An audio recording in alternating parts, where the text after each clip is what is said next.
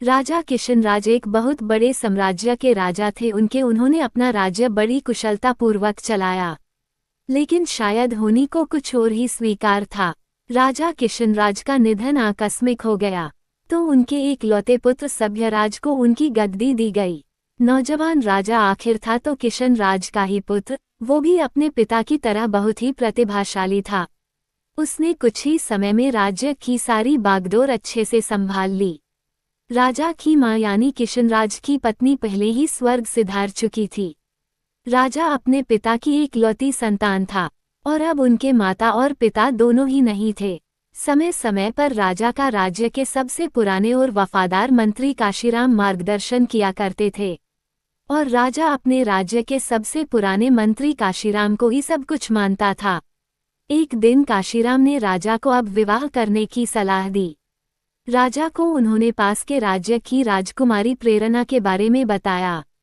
कहा कि प्रेरणा बहुत ही गुणवती और संस्कारी है, साथ ही समझदार भी, आपके साथ इस राज्य को चलाने में भी आपको बहुत सहयोग करेगी। राजा ने पहले कुछ समय तक मना किया, लेकिन लड़की और उनके परिवार के बारे में सुनकर राजा ने उनकी बात मान ली। राजकुमारी और उनके परिवार वाले पहले ही राजा से बहुत प्रभावित थे, इसलिए वो विवाह के लिए तैयार थे। आखिरी ऐसे राजा से शादी कौन नहीं करना चाहेगा। बड़ी धूमधाम के साथ राजा की शादी हो गई। शादी के बाद प्रेरणा इस राज्य में आ गई। राजा प्रेरणा की सुंदरता के साथ उनकी समझदारी का भी बहुत बड़ा प्रशंसक बन गया। ऐसी कई बातें थी जो राजा बल से नहीं हल कर सकता, उसे प्रेरणा अपनी सूझबूझ से सुलझा देती थी। राजा और रानी दोनों ही एक दूसरे को पाकर बहुत ही खुश थे। उन दोनों में प्रेम प्रगाढ़ था। ठीक 1 साल बाद रानी प्रेरणा गर्भवती हो गई। राजा और रानी दोनों अपनी पहली संतान के लिए बहुत खुश थे। भगवान का बहुत धन्यवाद दे रहे थे। राजा ने योजना बनाई थी कि उनकी संतान होने पर वो पूरे राज्य को निमंत्रण देंगे। आखिरकार वो दिन आ ही गया और रानी ने एक पुत्र को जन्म दिया। राजा और रानी की प्रसन्नता का कोई ठिकाना नहीं रहा, लेकिन ये खुशी ज्यादा देर तक नहीं टिक पाई। नवजात पुत्र कुछ ही घंटों में मर गया। राजा और रानी के साथ मंत्रीगण और सेवक सभी बहुत दुखी हो गए। काशीराम ने राजा को हौसला दिया और कहा कि भगवान की मर्जी के आगे किसकी चली, आप खुद को संभाले और रानी को भी हौसला दे। राजा ने रानी को हौसला दिया, साथ ही खुद को भी। वो समय भी निकल गया। राजा और रानी उस दुख से उभरने लगे।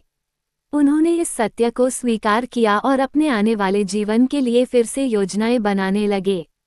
कुछ समय बाद फिर रानी गर्भवती हो गई। इस बार राजा और रानी कुछ ज्यादा सतर्क थे। समय समय पर दाई और वैद्य से परामर्श लिया गया ताकि पिछली बार जैसा फिर कुछ ना हो।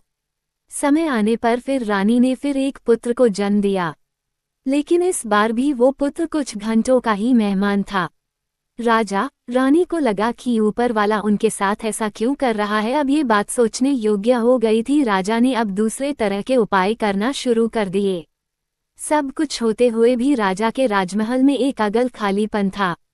विरोधी राजा और शत्रुओं ने राजा की इस अवस्था का लाभ उठाकर राज्य पर हमले करना शुरू कर दिए। अपने निजी जीवन में इस परेशानी का प्रभाव कई बातों पर पड़ा। राजा अपना कुछ राज्य हार गया। राज्य की जनता का भी राजा पर से विश्वास कम होता जा रहा था। बातें थी कि जो अपनी संतान नहीं बचा पा रहा है, लगता नहीं वो राज्य को बचा पाएगा। इन सारी समस्याओं के बीच रानी प्रेरणा अपने प्रयासों में लगी हुई थी। वो राज्य में ऐसे ही जा जाकर राज्य के वासियों से मिलने लगी। रानी क्या कर रही है ये किसी को पता नहीं था। फिर करीब 6 महीने बाद वो राजा को बोली कि अब हमारी संतान की मृत्यु नहीं होगी, लेकिन उसके लिए आपको मेरी बात मानना पड़ेगी। राजा पहले ही जानता था कि रानी बुद्धिमान है और कहना मानना हमेशा ही उनके लिए अच्छा रहा है, इसलिए राजा झट से हाँ बोलते हुए बोला कि हाँ, आप जो बोले, जैसा बोले वैसा ही होगा। बताइए। रानी बोली, आज रात के बाद मैं अज्ञात जगह चली जाऊंगी और संतान प्राप्ति के बाद में उचित समय पर वापस आ जाऊंगी। आप मुझे ढूंढने का प्रयास मत कीजिएगा। राजा बोला, अज्ञात? यह आप क्या कर रही है? आप रानी होकर ऐसी बातें कर रही है, आप कहाँ रहेगी? रानी बोली कि अगर आपको हमारी संतान चाहिए तो आपको मेरी बात माननी पड़ेगी। राजा कुछ न कह सका। फिर रात में राजा जानता था कि वो अपनी रानी से अब पता नहीं कब मिल पाएगा। रात्रि के बाद सुबह जब राजा नींद से जागा तब रानी जा चुकी थी। काशीराम के द्वारा पूछे जाने पर राजा ने कहा कि प्रार्थना करें हम अपने इस प्रयास में सफल हो जाए। राजा को भरोसा था कि रानी जहां भी होंगी वो इतनी बुद्धिमान और समझदार है कि परिस्थितियों का सामना कर सकती है। साथ ही उसे ये भी विश्वास था कि रानी जो बोल के गई है वैसा ही होगा। उनकी संतान इस बार जीवित रहेगी, इसलिए राजा अब अपने विरोधियों से निपटने लगा। वो अब विश्वास से भरा था, जिसके कारण उसे इसके अच्छे परिणाम मिल रहे थे। फिर एक दिन अचानक लगभग 10 माह बाद ही एक सुबह रानी गोदी में बच्चा लिए आई। पुत्र था करीब 1 माह का। राजा की खुशी का ठिकाना नहीं रहा। राज्य भी उसने सभी को निमंत्रण भिजवा दिया गया। राजा ने रानी को धन्यवाद दिया, कहा यह आपने कैसे किया और हमसे क्या गलती हो रही थी। रानी बोली उचित समय पर आपको बता दूंगी। राजा अपने महल में नए मेहमान नन्हे राजकुमार के साथ बहुत खुशी खुशी जीवन व्यापन करने लगा। साथ ही राजा के राज्य का विस्तार होने लगा। लेकिन पुत्र के आने के बाद रानी में बहुत सारे बदलाव हुए। रानी अब पहले जैसी नहीं रही थी, ऐसा सोचना राजा का था। रानी राजा को अपने समीप भी नहीं आने देती थी, कुछ न कुछ कारण बताकर टाल देती थी। राजा के द्वारा पूछे जाने पर रानी कहती कि आपने कहा था जो मैं कहूंगी आप मानेंगे। ये भी हमारे पुत्र के जीवन लिए आवश्यक है। राजा का पुत्र अब 2 साल का हो गया। रानी का समीप न आने का प्रतिबंध अभी भी राजा के लिए वैसा का वैसा ही था। इतने समय के प्रतिबंध के चलते अब राजा के मन में कई विचार घर बनाने लगे। फिर एक दिन राजा को इस विचार ने पकड़ लिया कि शायद ये पुत्र उसका नहीं है, कमी शायद उसी में थी। रानी को ये पता चल गया, इसलिए रानी अब उसे अपने पास नहीं आने देती। अब उसे यह विचार हमेशा सताने लगा। अब हर बात और हंसने में वो अपने को अपमानित मान रहा था। राजा ने एक दिन रानी को पूछा कि आपने कहा था कि ये बच्चा कैसे जीवित रहा, आप बताएगी। रानी फिर बोली महाराज उचित समय आने दीजिए। राजा क्रोध में आ गया, बोला मैं कई दिनों आपके व्यवहार को देख रहा हूँ, आप कुछ बहुत ही बड़ी बात छिपा रही है।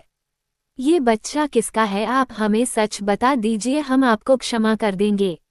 रानी को राजा के इस तरह के बर्ताव से अचरज हुआ। उन्होंने बोला ये बच्चा हमारा है, आप कैसी बातें कर रहे हैं। राजा बोला कि अगर आपने झूठ बोला या हमसे कुछ छिपाया जो हमें कहीं और से पता चला तो आपको और बच्चे को दोनों को दंड मिलेगा।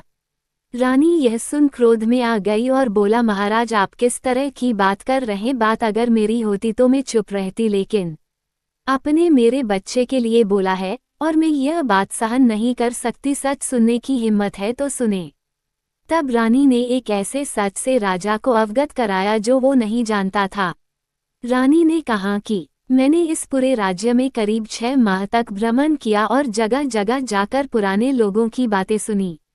आपके राज्य की सीमा पर जंगल में एक समूह रहता है।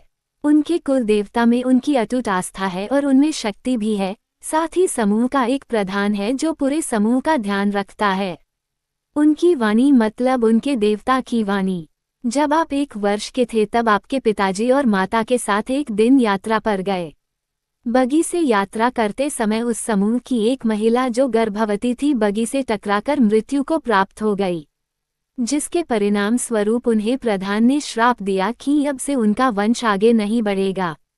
इसी वजह से आप भी अपने पिता के एक अकेली संतान है और इसी कारण हमारी संतान नहीं बच पा रही थी।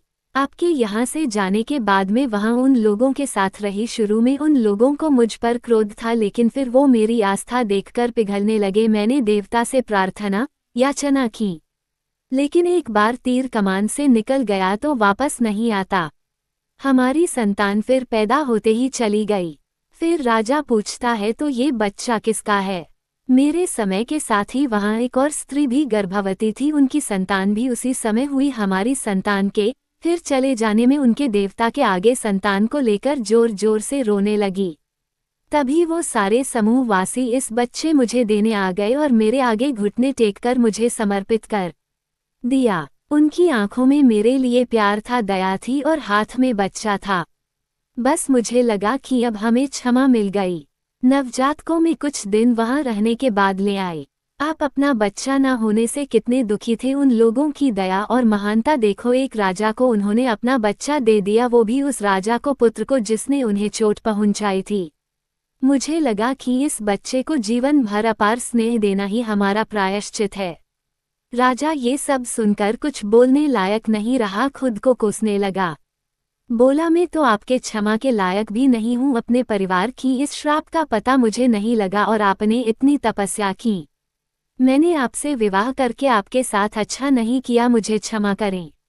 रानी ने कहा कि शायद मेरे द्वारा ही इसका पता लगाया जा सकता था, भगवान मुझे आपके पास ले आए। फिर राजा भी रानी के साथ वहां उन सभी से भेंट करने और क्षमा मांगने गया और उनकी दया को स्वीकार करते हुए उस बच्चे को बहुत स्नेह करने लगा। आपको ये कहानी कैसी लगी हमें कमेंट कर जरूर बताएं। ऐसी ही अच्छी कहानी के लिए हमारे साथ बने रहें। ये कहानी पूरी तरह से काल्पनिक है। इसका उद्देश्य केवल मनोरंजन करना है। इसमें उपस्थित घटनाएं और बातें सब काल्पनिक है। इसे केवल मनोरंजन की तरह लिया जाए। पाठक अपने विवेक का उपयोग करें, केवल मनोरंजक की तरह लें। इसे गंभीरता से ना लिया जाए।